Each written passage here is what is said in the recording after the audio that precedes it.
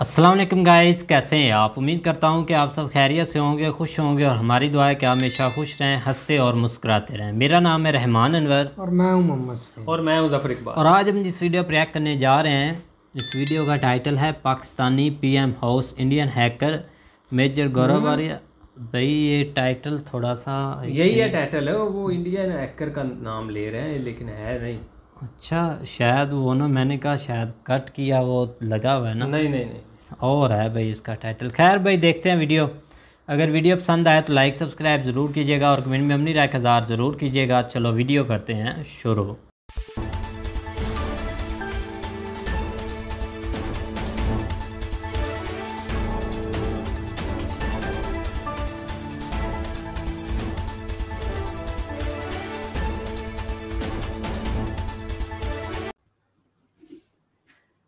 अस्सलाम वालेकुम, नमस्कार, सत श्री अकाल एंड गुड इवनिंग। मैं हूं आरज़ू काज़मी और आप देख रहे हैं पॉइंट ऑफ व्यू। हमने जी आज ज्वाइन किया है मेजर गौरव वारिया ने। बहुत शुक्रिया सर कि आज आप आए, thank you so much. Thank you Arzoo, thank you. और आज हम आपसे सबसे पहले बात करेंगे ईरान की। एक हंगामा है ईरान में, एक बच्ची को जिस तरह से मार दिया गया और उसके बाद हम देखते हैं कि कहीं ना कहीं इंडिया में भी इसके ऊपर बात हो रही है, लेकिन बिल्कुल उससे ऑपोजिट बात हो रही है। इंडिया में कहा जाता है कि हिजाब लीजिए, ईरान में कहा जा रहा है कि हम नहीं लेना चाहते। और इन दोनों को आप कैसे कंपेयर करेंगे, क्योंकि मुसलसल एक चीज जो चली आ रही है भारत में, से पहले भी यही कंट्रोवर्सी उठी थी एक यूनिवर्सिटी की या कॉलेज की स्टूडेंट को लेकर। अब इस दफा आप कैसे देख रहे हैं कि सब कुछ क्या हो रहा है? मुझे तो लगता है ये देखिए, जहाँ पे आज़ादी होती है जैसे भारत है, तो वहाँ पे लोग उस आज़ादी को रिस्पेक्ट नहीं करते। वो कोई भी धर्म का आदमी हो, मैं सिर्फ मुसलमानों की बात नहीं कर रहा, कोई भी हो, जो मुफ्त में मिली चीज़ होती है ना, हमारे लिए तो मुफ्त की है। वो तो हमारे बाप दादा थे जिन्होंने खून बहाया, जान दी, हमें तो मुफ्त में मिली है। वो तो फौजी है जो सरहद पे जान दे रहा है अपनी, हमारी आज़ादी के लिए वो खून बहा रहा है। बाकी लोग तो अपने अपने वे में इकोनॉमी में, देश में कंट्रीब्यूट कर रहे हैं, लेकिन जो सैक्रिफाइस वाली बात है वो तो कम लोगों ने करी ना, तो उसको हम फॉर ग्रांटेड ले रहे हैं। ये जो लड़ाई है ईरान की, हिजाब की नहीं है। हिजाब एक ट्रिगर था, उस लड़की की अफसोसनाक मौत जो थी आरज़ू जी, वो एक ट्रिगर थी। But this entire scenario, which is almost like a civil war in Iran, has very little to do with hijab. देखिए, ईरानी लोग जो हैं वो आज का सिविलाइजेशन नहीं है। ये सिविलाइजेशन हजारों साल पुराना है। जब किंग साइरस और किंग ज़र्क्सिस हुआ करते थे, उनके भी पहले का है। तो दिस प्रीडेट्स इस्लाम। जो ईरानियन सिविलाइजेशन है वो इस्लाम के पहले का है। तो और ये उस वक्त का है जब आप ये लगा लीजिए, जब during the times of Alexander the great, इस पूरे खित्ते में this was a civilised place. और तो कहने की बात यह है कि उन लोगों का एक खास माइंडसेट है। 1979 जब रेवोल्यूशन हुई थी, उसके पहले बड़ा मॉडर्न मुल्क हुआ करता था। वहाँ के लोग मॉडर्न विचारधारा के हैं, मॉडर्न सोच के हैं, मॉडर्न जहनियत रखते हैं। लेकिन फिर वो मौलाना मौलवी आए और उन्होंने सबको फिर मारपीट शुरू करी। 1979 में रेवोल्यूशन हुई थी ईरान में, आपको पता ही है बेहतर मुझसे। तो ये सब हुआ और फिर ईरानी लोग ऐसा पसंद भी नहीं करते। तो वो जो हैं, वो लड़कियां जो हैं, वो हिजाब जला रही हैं या अपने बाल काट रही हैं।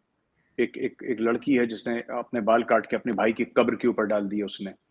तो हिजाब तो एक ट्रिगर था। आई think this is also again an Iranian fight for independence. ये आज़ादी की लड़ाई लड़ रहे हैं। जो अक्सर तारिक फतेह साहब बोलते हैं ना, एक अल्लाह का इस्लाम है और एक मुल्ला का इस्लाम है। अक्सर तारिक फतेह साहब बोलते हैं मुल्ला के इस्लाम से आज़ादी की लड़ाई लड़ रही है। और यहाँ पे मैंने इंडियन मुस्लिम्स पे ज़्यादा नहीं देखा कि वो कमेंट कर रहे हैं। बड़ा इंटरेस्टिंग आर्टिकल आया है टाइम्स ऑफ इंडिया में। वो TOI प्लस करके आता है, वो पेड होता है, TOI प्लस वो आर्टिकल। तो मैंने वो पढ़ा, हसन सुरूर साहब का है। तो वो जो आर्टिकल है मैं आपको बताता हूँ, उसमें इन्होंने ना काफ़ी कुछ बातें बोली हैं और ये मैं आपके भी थोड़ा सा सामने रखना चाहता हूँ। Why it is time to delink hijab from Islam. और ये हसन सुरूर साहब हैं और इनकी ओपनिंग लाइंस क्या हैं, बड़ी इंटरेस्टिंग हैं आरज़ू जी। Indian Muslims and liberals who are staying mum about the anti-hijab protests in Iran are making the mistake of viewing a secular struggle for rights through a religious prism. एक जो secular struggle है Iran में, अपनी इज्जत का, अपनी आबरू का, अपनी आजादी का, उसको एक रिलीजियस प्रिज्म से देख रहे हैं। तो यहाँ पे कई ऐसे लोग हैं, ये हसन सरूर साहब का आर्टिकल ये कहता है कि यहाँ पे भारत में कई मुसलमान हैं जो कहते हैं कि नहीं, वो ईरान की जो औरतें कर रही हैं गलत है और औरत को हिजाब में ही रहना चाहिए, क्योंकि यहाँ पे भी मौलवी मौलाना रिलीजियस लीडर्स यही स्टोरी सुनाते रहते हैं उनको। तो ये चल रहा है यहाँ पे, which is very sad, because I think और इंडिया में भी जो लोग कह रहे हैं ना कि आपने हिजाब मना करा, हिजाब किसी को मना नहीं करा आरजू जी। भारत क्यों किसी को मना करेगा? हम कह रहे हैं स्कूल में मत पहनो, हम कह रहे हैं जो यूनिवर्सिटी है वहां पे मत पहनो।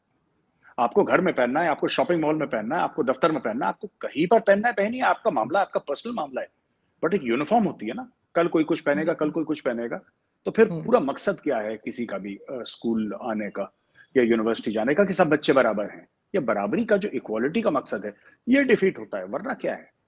और फिर से वो बात कहूंगा जो मैंने आपको शायद एक बार पहले भी बताई थी आप ही की शो में, कि ओवैसी साहब जैसे जो लीडर्स हैं इंडिया में, वो आरजू जी कभी ये मुसलमान बच्चों से ये नहीं पूछते कि बेटा आपके नंबर कितने आए, आपको कोई कोचिंग क्लासेस के लिए आपको मदद चाहिए, आपकी मेडिकल की जो तैयारी चल रही है वो कैसी चल रही है, इंजीनियरिंग की तैयारी कैसी चल रही है, बेटा आप वकील बनना चाह रहे थे, आपकी तैयारी, कभी ओवैसी साहब नहीं गए, कभी ये सब बातें नहीं करी। बेटा आप नमाज पढ़ पा रहे हो स्कूल में, बेटा आप हिजाब पहन के जा रहे हो कि नहीं जा रहे, मैं आपके हक के लिए लड़ूंगा। बच्चे का हक जो है वो इल्म का है, बच्चे का जो हक है वो इल्म का है। और कुरान शरीफ में जो पहला लफ्ज लिखा है वो इकरा है, रीड। बिल्कुल। और मुसलमान पे फर्ज है कि वो पढ़े, मुसलमान पे ये फर्ज नहीं है कि वो हिजाब पहने, मुसलमान पे फर्ज है कि वो पढ़े। और जो कुरान शरीफ का जो पहला लफ्ज है इकरा, उसके खिलाफ ये मुसलमान लीडर जा रहे हैं। ईरानियन मुसलमानों, उनको ये बात समझ में आ गई बहुत पहले। हमारे यहाँ पे जो मुस्लिम लीडर्स हैं, मैं आम मुसलमानों की बात नहीं कर रहा, मुस्लिम लीडर्स, मौलाना मौलवियों की बात कर रहा हूँ, उनको कब कुरान शरीफ समझ में आएगी? जब आएगी तब आएगी। ये तो आपने ये भी शायद न्यूज देखी होगी कि ईरानियन प्रेसिडेंट से कोई इंटरव्यू लेना चाह रही थी, मुझे याद नहीं कि किस मीडिया से, CNN की थी या BBC की थी, तो उन्होंने कहा जी हेड कवर करके आए, तो उन्होंने मना कर दिया था कि नहीं जी मैं इस तरह से नहीं आऊंगी। तो वो तो वहां पे अभी तक एक चल रहा है माइंडसेट, और अच्छी बात ये है कि वो लोग निकल रहे हैं और उसके ऊपर बात कर रहे हैं। लेकिन मुझे हैरत है इंडियन मुस्लिम्स के ऊपर कि वो एक बिल्कुल ही उलट बात कर रहे हैं, यानी दोनों ही मुस्लिम्स हैं और एक दूसरे से अलग बात कर रहे हैं। वो कह रहे नहीं पहनना है, ये कह रहे हैं कि नहीं जी इस्लाम कहता है, जबकि मेरा नहीं ख्याल कि अच्छी बात है, पाकिस्तान में ऐसा कुछ नहीं है, जिन्होंने पहनना है पहने, नहीं पहना कुछ ऐसा जो है वो प्रॉब्लम कम से कम होना चाहिए था, क्योंकि हर प्रॉब्लम हमारे यहाँ होती है, लेकिन ये प्रॉब्लम थैंक गॉड के नहीं है। आरजू जी ऐसा है ना कि यहाँ पे मुसलमानों को, जो उनके लीडर हैं, जो मौलवी मौलाना हैं, उन्होंने कभी भी मुसलमानों की तरक्की के बारे में बात नहीं करी। कभी ये नहीं बोला कि पढ़ाई क्या है, नौकरियों के बारे में, ये कभी मुद्दा रेज नहीं करा। उनका सिर्फ ये था कि हज चले जाओ, 50% डिस्काउंट दे देगी सरकार, और वक्फ बोर्ड ने इतनी जमीन और घेर ली है। वो यही है इनके 2-3 मसले हैं, पैसे का, जमीन का, और डायरेक्टली इस्लाम की जो रसूमात हैं उनका। इस्लाम की रूह से इनका कोई लेना देना है नहीं। यहाँ के जो मौलवी मौलाना ज्यादातर है, सबकी बात नहीं कर रहा, इनकी इस्लाम की जो रूह है उससे कोई लेना देना नहीं है। और पाकिस्तान में भी यही है कि इस्लाम की रूह से कोई लेना देना नहीं है, और लोग अपने हिसाब से इस्लाम का चूरन खिलाते हैं सबको। तो भारत में भी यही चीज है। तो उन बच्चों को देखिए, उन बच्चों का करियर खराब हो जाएगा, क्योंकि उन बच्चों को ये बोल दिया अब जाके कि तुम बहुत बड़े नेता बन गए बेटा, तुम बहुत बड़े लीडर बन गए, और अगले MLA तुम ही बनोगे, और आप पूरी उस मुसलमान कौम को कहां ले जा रहे हैं आप? They should take Muslim students towards science, towards maths. ये तरक्की का रास्ता है। ये तरक्की का रास्ता नहीं कि बेटा आपने हिजाब पहना कि नहीं पहना, और नहीं पहना उसने हिजाब तो क्या हो गया? या तो कोई मुझे ये समझा दे कि कुरान शरीफ में ये लिखा है और यहाँ पे ये फर्ज है। जैसे कहते हैं सिखों की पगड़ी, सरदारों की पगड़ी, सरदारों की पगड़ी फर्ज है, सरदारों की जो पगड़ी है सरदारों पे फर्ज है, पर हिजाब फर्ज नहीं है। और यही चीज मैं नाम नहीं लेना चाहूंगा कि जब इंडिया में ये हिजाब की चीज ने तूल पकड़ा था, हवा पकड़ी थी, तो पाकिस्तान की लेडी एंकर्स हिजाब को सपोर्ट कर रही थी, और एक पाकिस्तानी लेडी एंकर ने खुद हिजाब नहीं पहना था, एक ने नहीं पहना था। लेकिन हिजाब को ऐसे सपोर्ट कर रही थी कि बिल्कुल जान निकल जाएगी बिना हिजाब के। मेरा भी मन चाह रहा था फोन करके बोलूं कि बहन तुमने क्यों नहीं पहना, तुम एक बात बताओ, अगर इतना बड़ा मामला है तो। देखिए, या तो इस्लाम में फर्ज है या नहीं है, दो ही चीजें हो सकती है ना, या तो फर्ज है या वो नहीं है। और इस्लाम is very very clear about certain things, मतलब उसमें कोई डाउट नहीं रहता जिस तरीके से क्लियरली लिखा हुआ है। अगर आप पे फर्ज है तो फिर इसका मतलब जो टीवी एंकर है वो गैर मुस्लिम है, जो बोल रही है कि सबको हिजाब पहनना चाहिए, तो तुम गैर मुस्लिम हो। तो कोई ना कोई तो सच है, कोई ना कोई तो अगर ये कल्चरल चीज है तो कल्चरल चीज तो कई सारी चीजें हैं। अब देखिए, मैं बताता हूँ कि अगर मैं, कई सारी ड्रेस रेगुलेशन होते हैं, आप कहीं पे भी जाएंगे, ठीक है, अगर कोई मंदिर जाएगा तो जूते पहन के थोड़ा ना जाएगा मंदिर के अंदर। आई थिंक मस्जिद में भी यही रूल्स होंगे, मुझे नहीं पता, बट आई थिंक मस्जिद में भी बिल्कुल जूता पहन यही के है, नहीं जाते होंगे। नहीं जा आप बाहर सकते। जूते चप्पल बाहर उतार के अंदर जाते हैं। कल बोले नहीं मेरा फ्रीडम है, मैंने तो मस्जिद के अंदर चप्पल पहन के जानी है, मंदिर के अंदर जूता पहन के जाना, मेरा फ्रीडम है। ऐसे थोड़ा ना होता हर एक। और वो इज्जत की बात है ना, it's a matter of respect. हम जब आईसीयू में जाते हैं किसी से मिलने, तो कई जगह ऐसा होता है कि आपको वो रोब्स पहना देते हैं ऊपर से, और आपको बोलते हैं मास्क पहन के जाइए, ग्लव्स पहन के जाइए, इन्फेक्शन ना फैले। वो वहां का रूल है। तो आपको कई क्लब्स ऐसे होते हैं जहां पे वो कहते हैं कि साहब ये ड्रेस चलती है, ड्रेस नहीं चलती है, राइट। आप कहीं जाएंगे तो लोग आपको मना कर देते हैं, आप यहाँ पे शॉर्ट्स पहन के नहीं जा सकते, आपको फुल स्लीव्स पहन के जाना है। कई जगह ऐसा होता है। आप आर्मी में ड्रेस रेगुलेशंस है, तो हर जगह अपने अपने ड्रेस रेगुलेशंस होते हैं, और हमें रिस्पेक्ट करना चाहिए। फालतू में एक लड़ाई जो है, आज तक हिजाब का कोई, 2022 में ही भारत में हिजाब की प्रॉब्लम है। इसके पहले आपने सुना था आरजू जी, आप भी इतने साल से इंडिया फॉलो कर रही हैं, कभी आपने सुना है इंडिया में किसी मुस्लिम लेडी ने, किसी औरत ने, किसी बच्चे ने ये बोला हो कि मुझे हिजाब के लिए प्रॉब्लम है? ये 2022 में क्यों? यहाँ पे मुसलमान आज से रह रहे हैं, 1000 साल से रह रहे हैं, कभी आपने सुना? सोशल मीडिया पे कभी आपने देखा? नहीं। ये हिजाब वाली चीज मैन्युफैक्चर करी गई है। ये जानबूझ के एक पूरी कौम को, मुसलमान कौम को गुमराह करने की एक साजिश है। और कि हम तो ये सब चल रहा है, यहाँ पे चलता है, यहाँ पे ये चलता है। और it's very unfortunate, very sad कि बच्चों से ये नहीं पूछते कि बेटा तुम पढ़ाई ठीक से कर रहे हो कि नहीं कर रहे, बेटा आप स्पोर्ट्स में आप देश का नाम रोशन कर रहे हो कि नहीं कर रहे, अगला मेडल आप लाओगे कि नहीं लाओगे। ये नहीं पूछते बच्चों से। ये पूछते हैं बच्चों से कि बेटा नमाज पढ़ पा रहे हो क्लास के बीच में कि नहीं पढ़ पा रहे, नमाज के लिए कोई खास जगह है। ये सब बातें करते हैं। तो अब यही होगा फिर। नहीं, आप बिल्कुल ठीक कह रहे हैं। बल्कि मुझे तो बड़ा अफसोस होता है कि समटाइम्स मैं देखती हूँ, चाहे भारत और पाकिस्तान में भी कई जगह छोटी छोटी सी बच्चियां 2 साल की, 3 साल की या 5 साल की, उनको भी हिजाब पहना रखा है और एक अजीब सा माहौल क्रिएट करने की कोशिश करते हैं। अगर हम बात करें भारत और पाकिस्तान की, तो अभी रिसेंटली जैसे आपने देखा कि यूनाइटेड नेशन जनरल असेंबली की जो मीटिंग थी, उसमें जो है प्राइम मिनिस्टर शहबाज शरीफ ने जो है वो भारत की बात की, कश्मीर की बात की, और साथ साथ टर्किश प्रेसिडेंट ने भी कहीं ना कहीं कश्मीर की बात उठाई। लेकिन आपके फॉरेन मिनिस्टर डॉक्टर जयशंकर ने पाकिस्तान का नाम ही नहीं लिया। इसकी क्या वजह हो सकती है? नहीं, वजह कुछ नहीं है। हमारे देखिए, पाकिस्तान हमारे रडार पे नहीं है, और हमारा सिर्फ ये रिलेशन है कि पाकिस्तान का कि टेररिज्म बंद हो जाए। इसके अलावा हमारा कोई लेना देना नहीं है, ना हमें ट्रेड चाहिए, ना हमें कुछ चाहिए, कोई रिलेशनशिप नहीं चाहिए। और भारत का पोजीशन बड़ी क्लियर है। मैं खुद की बात नहीं कर रहा, मैं डॉक्टर जयशंकर की, honourable prime minister Narendra Modi ji की बात कर रहा हूँ, और डॉक्टर जयशंकर साहब की बात कर रहा हूँ। मैं फॉरेन पॉलिसी की देश की बात कर रहा हूँ, ठीक है। देखिए, मैं आपको बताता हूँ आरजू जी, ऐसा है कि शहबाज शरीफ साहब की जो एक तो तकरीर काफी लंबी थी, और पता नहीं इतना हाथ हिला के क्यों बोलते हैं, जैसे साइन लैंग्वेज में बात कर रहे होंगे कि किसी के कान वान नहीं काम करते या कुछ समथिंग लाइक दैट, पता नहीं वो कैसे बात करते हैं। तो एक बार वो हबीब जालिब की नज़म पढ़ रहे थे तो माइक वाइक तोड़ के फेंक दिया उन्होंने, हाथ वाथ इतनी जोर से। मैंने देखा वो वीडियो, ही वाज सिंगिंग मैं नहीं मानता हबीब जालिब का, तो उन्होंने ऐसे मारा माइक। तो वो कर रहे थे वहां पे जनरल असेंबली में। खैर, coming back to the point, मुझे ऐसा लगता है कि जो जयशंकर साहब ने बात करी थी ना, जयशंकर साहब ने, it was an outward facing speech. He mentioned Afghanistan briefly, कि हमने अफगानिस्तान के साथ के लिए क्या करा है, हमने श्रीलंका के लिए क्या करा है, और स्पोक अबाउट, जैसे हम लोग ग्लोबल साउथ की बात करते हैं और कोई बात करते हैं, उनकी जो स्पीच थी वो स्ट्रेटेजिक थी। शहबाज शरीफ साहब की जो स्पीच थी वो टैक्टिकल थी। पहले तो उन्होंने बोल दिया कि साहब ये क्लाइमेट जस्टिस की उन्होंने बात कर दी स्पीच की, और बोल दिया कि साहब इतना नुकसान हो गया, यहां तक बात ठीक है, ये जायज है। बट वही इस्लामोफोबिया, वही भारत के मुसलमानों के साथ ये हो रहा है। भारत के मुसलमान हाथ जोड़ के पाकिस्तान को 1000 बार बोल चुके हैं कि भाई हमने अपना फैसला कर लिया, आपने अपना फैसला कर लिया, अब आप क्यों कूद के आ जाते हैं यहाँ पे मसीहा बनने के लिए? अगर खुद का किसी का प्रोग्राम अच्छा हो, खुद का घर चल रहा हो अच्छा ना, फिर दूसरे की मदद करे, समझ में आता है। ठीक है, फिर उन्होंने बात करी अफगानिस्तान की। अफगान भी हाथ जोड़ चुके हैं उनके सामने, 10 बार तो मेरे सामने जोड़ चुके हैं कि भाई आपका कोई लेना देना नहीं है, हमारा मुल्क अलग है, खुद मुख्तार है, हमारा पाकिस्तान से कोई लेना देना नहीं है, हमें बख्श दीजिए, हमारी जान बख्शिए, हमारे बारे में बयान देना बंद करिए। इनको फिर समझ में नहीं आता, फिर वो फिलिस्तीन पहुंच गए।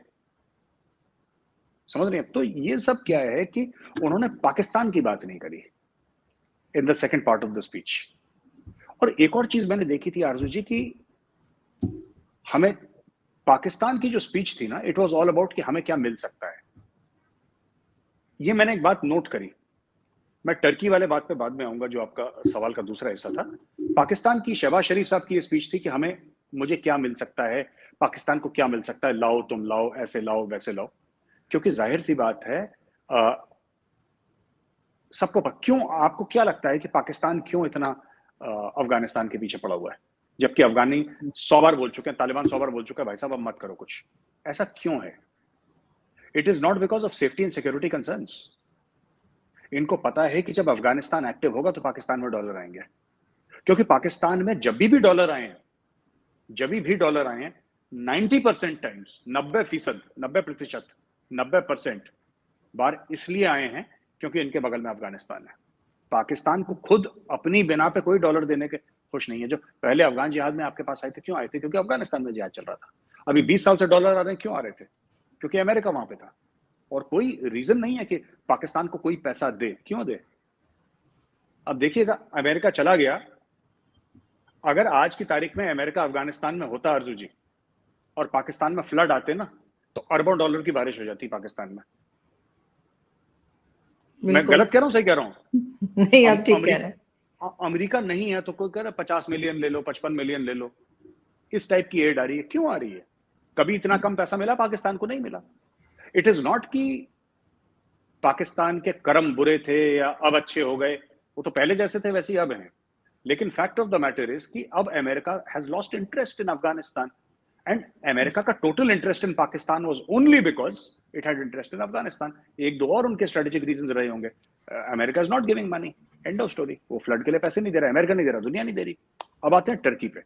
मुझे ऐसा लगता है कि जो तैयब अर्दोगान साहब की जो स्पीच थी, I think that was a very mature speech.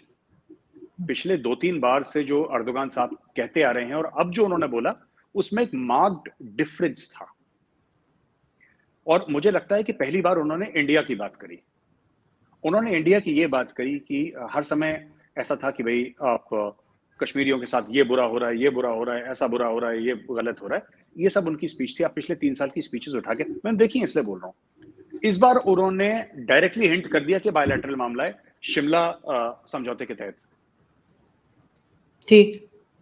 He pretty much said that it's a bilateral issue between India and Pakistan और पीस होना चाहिए, पीस होना चाहिए। हम भी कह रहे हैं। इस बार जो स्पीच है उसको हम सब लोगों ने वेलकम करा है। बड़ी मैच्योर स्पीच दी थी जो तैयब अर्दोगान साहब ने दी थी, उनके honourable president of Turkey, and he gave a very mature speech, and I think this is the making of a statesman. When देखो, you can't fight, not with India. Bharat Turkey साथ भी लड़ेगा, क्यों लड़ेगा? Why should India fight against Turkey, and why should Turkey fight against us? Both will lose. हारेंगे तो दोनों ही ना, फिर क्या? बिल्कुल। तो उन्होंने बिल्कुल बैलेंस्ड बात बोली है। तो I welcome speech as an Indian citizen. I welcome speech बिल्कुल। लेकिन साथ साथ एक चीज और मेजर साहब मैं आपसे पूछना चाहूंगी कि अभी रिसेंटली 2 दिन पहले जो है पाकिस्तान का एक फौजी जहाज जो है वो क्रैश हुआ है बलूचिस्तान में, और उसको आप किस तरह देखते हैं? क्योंकि डिफरेंट किस्म की उसके बारे में बात की जा रही है। यहाँ से तो ये कहा जा रहा है कि जी एक्सीडेंट था और इस तरह से वो उसमें जो हमारे 6 फौजी थे वो शहीद हुए, कि वो मदद करने गए थे वहां पर जो फ्लड विक्टिम्स हैं उनकी मदद के दौरान हुआ है। लेकिन साथ साथ बलूचिस्तान के जो आप जानते हैं बीएलए वाले, वो एक अलग तरह की अपनी जो है स्टेटमेंट्स जारी कर रहे हैं। ये एक प्रेस रिलीज है आरजू जी, मैं ये पढ़ना चाहता हूं आपके सामने। अब ये कैसा है क्या है मुझे नहीं पता, लेकिन ये बलोच लिबरेशन आर्मी की प्रेस रिलीज है। मैं चाहता हूं कि आप नजर डालें इनकी लैंग्वेज पे। उन्होंने क्या लिखा है ये छोड़ दीजिए, क्या लिखा है वो इंपॉर्टेंट नहीं है, उन्होंने कैसे लिखा है ये इंपॉर्टेंट है. Last night, freedom fighters of Baloch Liberation Army arrested 2 personnel of Pakistani military in an intelligence-based operation near Zardalo, an area in Harnai. Later, Pakistani helicopters arrived in the area. Baloch freedom fighters shot down at least one helicopter near post Harnai, approximately 5 kilometers away from the area where Pakistani personnel were arrested. All 6, including the 2 pilots on board the helicopter, were killed. A detailed statement. एक तो जिसने भी ये चिट्ठी draft करी है, ये जो चिट्ठी जिसने ड्राफ्ट करी है आरजू जी, उसकी ग्रामर जबरदस्त है और इंग्लिश ग्रामर में कोई गलती नहीं है. ठीक है. मैं माफी चाहता हूं, मैं टांग नहीं खींच रहा, लेकिन पाकिस्तान से अक्सर जो अंग्रेजी आती है उसमें बहुत गड़बड़ रहती है. This is excellent drafting, number 1. Number 2, जो पैराग्राफ दे रखे हैं इन्होंने, देखिए दिस, और जिस तरीके से उन्होंने करा है, ये मैं आपको बताता हूं क्या चक्कर है इसमें पूरे ड्राफ्ट में. This is somebody from the Pakistani army, जो पाकिस्तानी आर्मी से रिटायर हो चुका है या पाकिस्तानी आर्मी छोड़ चुका है, जो कि एथनिक बलोच है, जिसने काम करा है. इसको जानबूझ के इस प्रेस रिलीज को ऐसा दिखाया गया है कि ये सिविलियन ने लिखा है, लेकिन फौज से आप उसकी वर्दी निकाल दीजिए, कोई भी फौजी हो, हमारे मुल्क का हो, आपके मुल्क का हो, चाइना का, अमेरिका का, इंग्लैंड का, कहीं का भी, आप उससे वर्दी निकाल सकते हैं, उसकी चमड़ी फौजी रहती है. This letter has been drafted by a former officer of the Pakistan army. मगर ऐसा क्यों करेगा पाकिस्तान आर्मी? नहीं, पाकिस्तानी हो सकता है, छोड़ दिया ना उसने फौज. मैं ये नहीं कह रहा पाकिस्तानी आर्मी ने करा है, मैं ये नहीं कह रहा कि पाकिस्तानी आर्मी ने अपने हेलीकॉप्टर को खुद मार दिया है, मैं ये नहीं कह रहा हूं. मैं आपको ये कह रहा हूं कि बलोच लिबरेशन आर्मी में ऐसे लोग हैं जो कि पाकिस्तानी आर्मी से जिनको ट्रेनिंग मिली हुई है. क्योंकि जो बलोच लिबरेशन आर्मी कर रही है, जो ये आप देखिए ना, आप इसकी लैंग्वेज देखिए. मैं आपको फिर से आपकी तवज्जो चाहूंगा यहाँ पे और अपने रीडर्स की, मैं आपको समझा देता हूं. ठीक है. Last night, freedom fighters of Baloch Liberation Army arrested 2 personnel of Pakistan military in an intelligence-based operation. ये जो intelligence-based operation है ना, this is a typical फौजी nomenclature, typical फौजी language. सही. और ये क्या कह रहा है? ये कहने की ये कोशिश कर रहा है कि हम लोग बराबर हैं. इन्होंने killed नहीं बोला, इन्होंने बोला arrested. Arrest कौन करता है? Arrest तो state करता है. जो डकैत होते हैं, डाकू होते हैं या टेररिस्ट होते हैं, वो थोड़ा ना अरेस्ट करते हैं, अरेस्ट तो स्टेट करता है. So they are saying that we arrested 2 people of the Pakistan military in an intelligence-based operation near Zardalo, हाँ, जबरदस्त, बिल्कुल. An area in Harnai.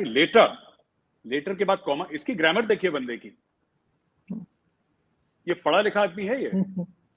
Pakistani helicopters arrived in the area. Baloch freedom fighters shot down at least 1 helicopter near post Harnai, approximately 5 kilometers away from the area where Pakistani personnel were arrested. All 6, including the 2 pilots, on board the helicopter were killed.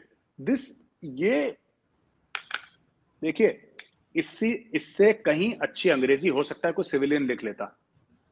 पर this kind of flow of language, आप समझ रहे हैं? बिल्कुल, exactly. ये जो language का flow है ना, ये फौजी है. ये मैं बता रहा हूं आपको. बिल्कुल. Arzoo ji, we were the same army ना 75 साल पहले. ब्रिटिश इंडियन आर्मी के 2 टुकड़े हुए, एक इंडियन आर्मी बन गई, पाकिस्तान आर्मी बन गई. अभी भी कस्टम्स और ट्रेडिशंस 50, 60, 70% सेम है. ठीक है ना? They are the same. हमें पता है ना कि क्या लिख रहा है, कौन लिख रहा है. We write like this, so I know who's written this. सही, बिल्कुल. क्योंकि ये जो है वो एक ये न्यूज चल रही थी और ये भी कहा जा रहा है कि ये प्रोपेगेंडा न्यूज है. कुछ लोगों ने ये भी कहा कि ये लेटर जो है ये नहीं है रियल और ये एक प्रोपेगेंडा भी चलाया जा रहा है. ऑफ कोर्स इशारा भारत की तरफ ही होगा कि भारत की तरफ से चलाया जा रहा है. हो सकता है लेटर भारत की ओर से चलाया गया हो या नहीं चलाया गया हो, मुझे तो नहीं पता. I don't know. तो मैं इस पे ये नहीं कहना चाह रहा कि नहीं भारत नहीं चलाया. लेकिन fact of the matter is, ISPR ने माना है कि हेलीकॉप्टर शूट डाउन हो गया और 6 लोग आके मारे गए. ये बात सच है. ये सच है. ये बलोचिस्तान के ऊपर मारे गए, सच है. तो बस यही तो स्टोरी है. भारत ने चलाया, इंग्लैंड ने चलाया, मंगोलिया ने चलाया, उससे क्या फर्क पड़ता है? भारत ने गोली तो नहीं चलाई ना भारत ने हेलीकॉप्टर चलाया, ना भारत ने गोली चलाई। बुरा से बुरा भारत ने क्या करा? भारत ने एक प्रेस रिलीज कर दिया। प्रेस रिलीज डालना कोई क्राइम है अगर भारत ने करा है तो? किसी पाकिस्तानी फौजी अफसर ने ये नहीं बोला कि भारत ने गोली मार दी, हेलीकॉप्टर मारा गिर गया, नहीं। जो हेलीकॉप्टर चला रहा था वो भी पाकिस्तानी था, जिसने गोली चलाई वो भी पाकिस्तानी था, और जिनकी डेथ हुई अनफॉर्चुनेटली वो भी पाकिस्तानी थे। इसमें भारत का क्या लेना देना है? हाँ जी गाइस, तो जैसा कि आप वीडियो देख रहे थे, तो वीडियो में काफ़ी टॉपिक क्लियर किए हैं मेजर साहब ने और मैडम आरजू काज़मी ने। तो उसमें सबसे पहले तो उन्होंने जो हिजाब वाला इशू है उस पर बात की, जो ईरान में हो रहा है ये सब, क्योंकि ये एक ना भाई आहिस्ता आहिस्ता पहले जो ना इधर इंडिया में हिजाब वाला इशू उठा था ना, ऐसे ही आहिस्ता आहिस्ता उठता उठता भाई ईरान में भी काफ़ी आगे जा पहुंचा है, जिसकी वजह से ना भाई काफ़ी कंट्रोवर्सी हो रही है, एक दूसरे में लड़ाइयाँ भिड़ाइयाँ, औरतें अपने बाल काट रही हैं, हमने हिजाब नहीं पहनना, क्यों? उनको भाई उनको ऐसा एक माहौल दे रहे हैं कि भाई जिसकी वजह से वो इस चीज़ से तंग आ जाएं, क्योंकि वो वहाँ पर एक उन्होंने लागू किया हुआ है, कानून लागू किया हुआ है, कानून पास किया हुआ है। बिल्कुल ज़ाहिर सी बात है कि आप अपने जिस्म को ढांपे, अपने बालों को ढांपे, मतलब जो भी आपके आप ढांपे, हिजाब पहने। लेकिन मुझे ये लगता है कि मेजर साहब ने एक बहुत अच्छा क्वेश्चन जो किया था आरजू मैडम ने, तो मेजर साहब ने जवाब दिया कि जो हमारे पाकिस्तान की एंकरें हैं, हमने भी काफ़ी वीडियोस देखी थी कि उन्होंने ख़ुद तो भाई दुपट्टा नहीं लिया होता, जो आगे से हिजाब का दे रही थी भाई बड़ा बड़ा बड़ा बड़ा ऐसा जवाब, तो उन्होंने ख़ुद नहीं लिया होता था। अब यहाँ पर इनको टारगेट करना, पहले अपने आप को भाई ठीक करें तो फिर आगे चलें, इसीलिए सबसे पहले अपने आप को ठीक करना चाहिए और फिर भाई अगले पर आवाज़ उठानी चाहिए, क्योंकि ख़ुद आप ऐसे हैं और आगे अगले को भाई ऐसे बोल रहे होते हैं। तो बाकी और भी काफ़ी टॉपिक है, लेकिन मेजर साहब ने जो एक तो जो हमारे यहाँ इधर ये जो लीक हुई है ना प्राइम मिनिस्टर ऑफिस की, उसके ऊपर जो है ना वो एंड पे बात की। हम तो चाहते थे कि वो स्टार्ट में करते तो उसमें ज़्यादा जो है ना वो देखने का मज़ा आता। तो ये एक सिक्योरिटी कोलैप्स आप बोल रहे हैं या जो भी इसको समझ ले, क्योंकि एक प्राइम मिनिस्टर का जो है ना वो मेन ऑफिस ही नहीं सेव, तो बाकी दुनिया या बाकी पूरे मुल्क के लोग किस तरह सेव होंगे, कि किस तरह जो है ना वो उसकी रिकॉर्डिंग जो है ना वो लेकर सामने आए हैं। और यहाँ तक कि आज जो है ना वो प्राइम मिनिस्टर साहब खुद प्रेस कॉन्फ्रेंस करके इस चीज़ को मान भी रहे हैं कि वो बिल्कुल हमारी आवाज़ है और हमने ये बातें की हुई हैं, ठीक है। तो इसका मतलब ये है कि वो हैकर जो बिल्कुल ठीक है, अगर किसी को पता हो जाए ना वो हैकर जो है ना उसने क्या किया है, उसने तकरीबन कोई एस्टिमेटेड 6 या 8 GB का डाटा उसके पास है सिर्फ ऑडियो का, और उसके लिए वो उसने काफ़ी डिमांड की हुई है पैसों की। देखो अभी तक तो किसी ने उस तरफ जो है ना वो उसको कोशिश कर रहे हैं कि पकड़ें, लेकिन पकड़ा नहीं जाना, वो हैकर है, उसको वो किस तरह इनसे जो है ना वो पकड़ा जाए। यार पता नहीं ये क्या खिचड़ी पक रही है, कभी एक ये पीटीआई के एक चुरन दे देते हैं, उसके पीछे 2-3 मंथ लग जाते हैं, और कभी ये नून लीक वाले चुरन देते हैं। अब 2-3 मंथ इस ऑडियो लीक में रहने हैं हमारे, ऐसे बेवकूफ़ बना रहे हैं, किसी को पता भी नहीं चल रहा कि ये सब सरासर चुरन है। क्या हुआ अगर ऑडियो लीक भी हुई है तो इस पर क्या होगा? कुछ भी नहीं होगा। पहली बात तो ये है कि अगर ऑडियो लीक हुई है ना तो उसके ऊपर फौरन एक्शन होना चाहिए। बिल्कुल भाई, पता चलता कि ऑडियो लीक हुई है। 5-6 जो उसने क्लिप जो है ना वो लीक की हैं, उसमें वो चीज़ें हुई हैं जो लोग नहीं समझते थे, कि जो लोग ये कहते थे कि ये इस तरह के फैसले नहीं कर सकते, इस तरह की बात नहीं कर सकते, इस तरह की चीज़ें जो है ना वो नहीं कर सकते, तो वो बिल्कुल उसके ऑपोजिट था। मिसाल के तौर पे एक जो है ना वो थी कि पेट्रोल प्राइस के ऊपर थी कि एक दिन ऐसा हुआ कि इन्होंने पेट्रोल प्राइस जो है ना वो ज़्यादा की। वो उस वक़्त कोई समझ नहीं रहा था कि क्योंकि उस वक़्त बैरल पर बैरल जो है ना वो रेट काफ़ी नीचे आ गया था, तो लोग ये समझ रहे थे कि ये कम करेंगे, लेकिन इन्होंने बढ़ा दी। और साथ ही जो है ना सुबह प्रेस कॉन्फ्रेंसें हुई या सुबह उसके ऊपर जो है ना जब बातें हुई, तो उस वक्त इन्होंने कहा कि हमने बड़ा मुश्किल से फैसला किया, हम नहीं चाहते थे। बिल्कुल वो प्राइम मिनिस्टर उठ के चले गए, फलां उठ के चला गया, बिल्कुल मैं जो इस चीज़ के ऊपर जो है ना वो एग्री हम नहीं थे, लेकिन उसमें कह रहे हैं कि हाँ बढ़ाओ कुछ नहीं होता, बढ़ाओ कुछ भी नहीं होता। हम यार मेरी बात सुनो ना, हम एक ऐसी कोई बेवकूफ़ कौम है, हम सब, ये नहीं एक आधा, सब बेवकूफ़ हैं। अब वो एक लंदन गया, उधर से उन्होंने एक साग डार को लाया है, एक उन्होंने एक और चुरन दिया है, पेट्रोल 5 रुपए एक सस्ता कर देंगे, डॉलर की कीमत भी कम होगी, डॉलर की कीमत किंग आ गया, बैक किंग आ गया, ये बेहतर जानता है। ये नहीं जानते कि इसने एक छुरी और तेज करनी है और लूटना है और ले जाना है। ऐसी बेवकूफ़ियत है, ऐसी इंसानियत है, ऐसे ये माइंड सेट है, पता नहीं क्या दिल करता है यार इधर बंदा ना रहे ही ना। ये अंदाज़ा लगा लें कि किसी माशरे में ऐसा नहीं होता कि एक बंदा है उसको यहाँ के जो कोर्ट है सुप्रीम कोर्ट तक उसको जो है ना वो इश्तिहारी करार दिया हुआ है और उसके 3 घर जो है ना 3 के 4 घर इन्होंने अपने कब्ज़े में कर लिए हुए हैं।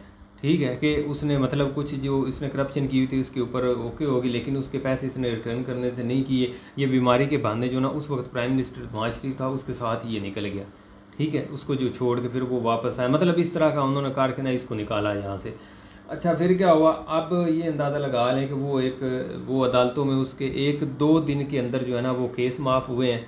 वो पता नहीं किसने किए, क्योंकि इसके ऊपर एक JIT जो है ना वो बनी थी। JIT ने इसके ऊपर 6 मंथ काम किया था इसकी करप्शन ढूंढने के लिए और ये सारी चीज़ें करने के लिए। लेकिन अब आपके सामने ही है, वो उड़ा है वहाँ से जहाज़ जो आ रहा था हमारा, प्राइम मिनिस्टर के जहाज़ में एक इश्तिहारी मुजरम जो है ना वो बैठ के वापस आया।